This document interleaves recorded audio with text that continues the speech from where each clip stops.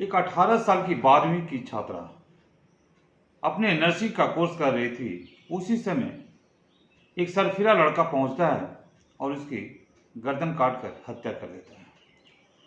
12वीं की छात्रा का शव 7 घंटे तक उस हॉस्पिटल में पड़ा हुआ रहता है और 7 घंटे के बाद उसकी जांच पड़ताल वहां होता है।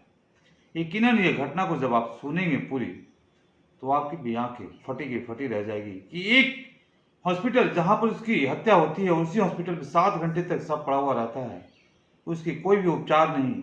यहाँ तक कि ऐसा लगता है इसे मानो मानो मरने के लिए वहां छोड़ दिया जाता है। यकीनन ये घटना काफ़ी दर्दनाक थी और जब आप सुनेंगे तो आप भी सोचने पर मजबूर हो जाएंगे कि आखिर इसकी सही समय पर उपचार क्यों नहीं किया गया। नमस्कार, मैं संतोष प्रसाद, आप देख रहे हैं संतोष अकेला फैक्ट। दोस्तों, दरअसल ये कहानी शुरू होती है मध्य प्रदेश का एक जिला है नरसिंहपुर। नरसिंहपुर का रहने वाला हीरालाल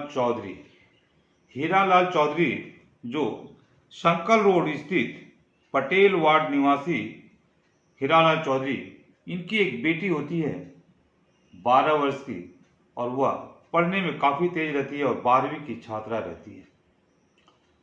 12वीं की क्लास कर ही रही थी, साथ ही साथ वो नर्सिंग का कोर्स भी एक हॉस्पिटल में कर रही थी। तभी अचानक 27 जून 2025 को ठीक 3 बजे, शाम को 3 बजे एक लड़का पहुंचता है। इसकी गर्दन काटकर एक लड़का के द्वारा हत्या कर दिया जाता है। उसकी सब वहीं पर पड़ा हुआ रहता है। वो छटपटाते रहती है, लेकिन आवाज़ लगाती रहती है, छटपटाते रहती है, कोई सुनने वाला नहीं होता। यहाँ तक कि उस हॉस्पिटल में जितने भी पेशेंट हैं वो भी वहां तक नहीं पहुंच रहे थे। इसकी मदद कोई नहीं कर रहा था। छटपटाते रहती है, अंततः इसकी सांसें छूट जाती है।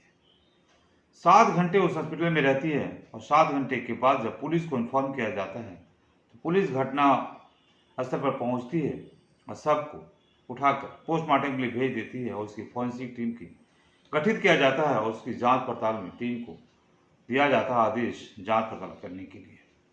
यकीनन ये घटना जब था, बड़ा दर्दनाक घटना घटता है। जी, पुलिस अपनी छानबीन में लग जाते हैं और पुलिस के छानबीन में जो रिपोर्ट सामने आता है वो सही में चौंकाने वाली रिपोर्ट आता है। जरा सा ये बताते हैं, पुलिस साहब लोग बताते हैं कि ये जो 12 क्लास की छात्रा जो थी, जिसकी उम्र 18 वर्ष हो रहा था, ये अपने पढ़ाई के साथ साथ नर्सिंग का कोर्स भी कर रही थी। ये एक्चुअली एक जिला हॉस्पिटल रहता है नरसिंहपुर में। उसी हॉस्पिटल में एक नया बिल्डिंग रहता है और नया बिल्डिंग के 30 मीटर की दूरी पर एक ट्रामा सेंटर रहता है, जो जिसे हम लोग ट्रेनिंग सेंटर भी कहते हैं। उसी ट्रेनिंग सेंटर में ये अपनी कोर्स कर रही थी और 27 जून को अपने घर से बोल के निकली थी। जो उसकी एक सहेली है, सहेली की भाभी एडमिट है हॉस्पिटल में, उसे हम देख करके 1-2 घंटे में पहुंच जाएंगे, घर चले आएंगे। तभी वो जैसी हॉस्पिटल में पहुंचती है तभी उसे एक लड़का उसका पीछा करता है और एक लड़का पीछा करने के बाद उसे डरी डरी वो पहुंचती है अपने ट्रेनिंग स्कूल के पास, जहां पर उसके लड़की की कई सहेली लोग वहां पर बैठी रहती है पहले से। वहां जैसे ही पहुंचती है, लड़का आता है और उसको थप्पड़ों से मारने लगता है और मारते मारते कुछ ही देर के बाद, मात्र 10 मिनट के अंदर में, उसके गला रेत कर हत्या कर देता है। अगल बगल जितनी भी सहेली थी उस लड़की की, वो लोग वहां से साइड हो जाती है और वो लड़का बोलता है कि अगर कोई भी इसे बचाने की कोशिश करेगा तो उसे भी हम मार देंगे। इसलिए सभी लोग दूर हो जाते हैं। उस वार्ड में कुछ पेशेंट भी थे रहते हैं, लेकिन वो लोग भी सड़ते नहीं हैं, वो लोग भी दूर हो जाते हैं। अब जो है इसकी हत्या वो कर देता है, वो पूरी तरह से हत्या कर देता है, गला को रेत देता है और रेतने के बाद जब देखता है कि ये लड़की मर चुकी है, तब अपने भी गला को रेतने की कोशिश करता है, अपने भी गला पर चाकू चलाता है। लेकिन उसके बाद एक ही चाकू चलाने के बाद उसकी हिम्मत फट जाता है और वो तुरंत अपने चाकू को हटा लेता है गला से और वहाँ से भाग जाता है।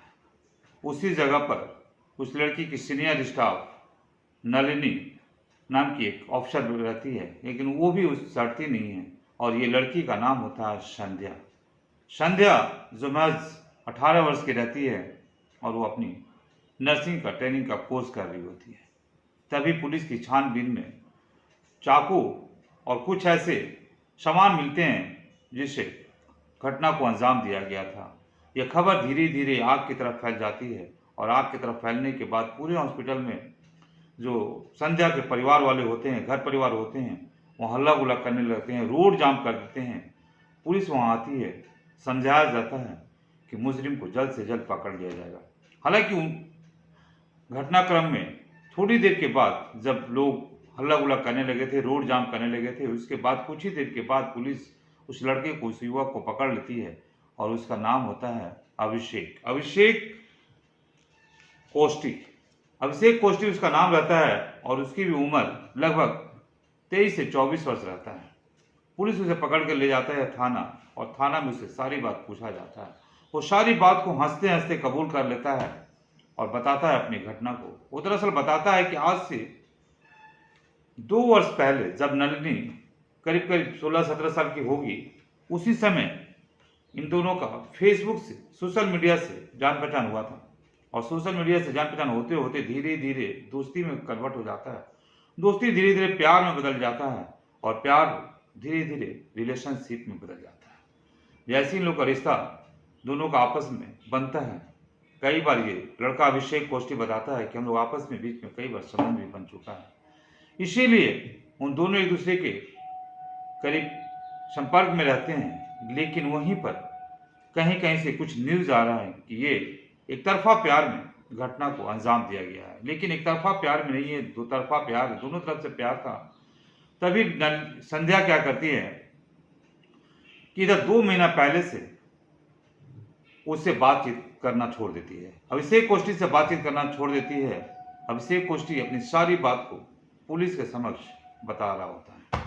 वो बताता है कि अब जो संध्या थी वो 1.5 महीने से हमसे बातचीत नहीं कर रही थी, हमें इग्नोर करने लगी थी और हम जब भी उससे मिलने की कोशिश करते थे वो हमसे मिलना नहीं चाहती थी। यहाँ तक कि मेरा मोबाइल नंबर कॉल नहीं उठाती थी और मोबाइल नंबर भी ब्लॉक कर दी थी, जिसके चलते हमें 27 जून को उसके हॉस्पिटल जाना पड़ा। और उससे पहले हमें ये पता चला था कि जो संध्या है वो किसी और लड़के के साथ संपर्क में है और उसी कारण मुझे इग्नोर कर रही है। और मैं जानकारी के लिए इसके हॉस्पिटल में कई दिनों से चक्कर काट रहा था। ये मुझे पता चल गया था कि इसका चक्कर किसी और लड़के के साथ है, इसलिए मुझे इग्नोर कर रही है। तभी मैं 27 जून को इसके हॉस्पिटल के ठीक बाहर में करीब 2 घंटा पहले से, यानी 12 बजे या 1 बजे से वहाँ पर हम रहते हैं। और जैसी संध्या पहुँचती है शाम को 2:30 बजे 2:30 में पहुँचती है और ये अपने नए बिल्डिंग के बाद जो 30 मीटर की दूर पर ट्रामा सेंटर होता है, ट्रेनिंग स्कूल, वहाँ पर पहुँचती है। वहाँ पर मैंने इससे बात करने की कोशिश की, लेकिन ये मुझे बात नहीं करना चाहते थे, मुझे पूरी तरह से इग्नोर करने लगी। तभी मुझे गुस्सा आ जाता है और ये जैसे जा करके अपनी ट्रेनिंग स्कूल में एक कुर्सी पर बैठती है, वहाँ पर 2-4 लेडी ऑफिसर भी रहते हैं लोग, वहीं पर मैं जाकर इसकी हत्या करने की करता हूँ। हत्या करने के बाद मेरे दिमाग में एक चीज़ आता है कि अब मैं बचूंगा नहीं, मुझे पुलिस तो पकड़ ही लेगी। तभी मैं अपना भी चाकू निकाल कर उसी चाकू से मैं अपना भी गला को रेतने की कोशिश करता हूँ, लेकिन मेरी हिम्मत नहीं होती है और मैं वहाँ से फरार हो जाता हूँ, भाग जाता हूँ।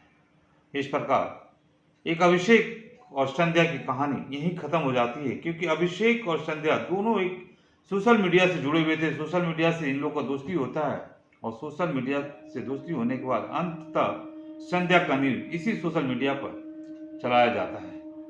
इसीलिए कहा जाता है दोस्तों, दोस्ती उतना ही अच्छा जितना निभ सके। अगर नहीं निभा सकते हैं तो दोस्ती करिए मत। आजकल के समय में हर लड़का के पास, हर लड़की के पास गुस्सा जो है एकदम नाकों पर रहता है। अब थोड़ा सा और कोई भी लड़का अपनी गर्लफ्रेंड को किसी दूसरे के साथ देखता है तो उससे पता नहीं क्या हो जाता है, तुरंत बदला लेने की ठान लेता है और इतनी बड़ी क्राइम कर देता है। अब क्या है, संध्या तो मर चुकी है, ये भी अपनी जान तो ले रहा था लेकिन जान ले नहीं पाया। लेकिन अब जेल के सलाखों के पीछे जिंदगी भर संध्या के याद में रोएगा और अंततः फैसला वही होगा जो सभी को मालूम है कानून के अंतर्गत कि हत्या का सजा क्या होता है। फिर दोस्तों मिलते हैं अगले वीडियो में। जय हिंद, जय भारत, नमस्कार।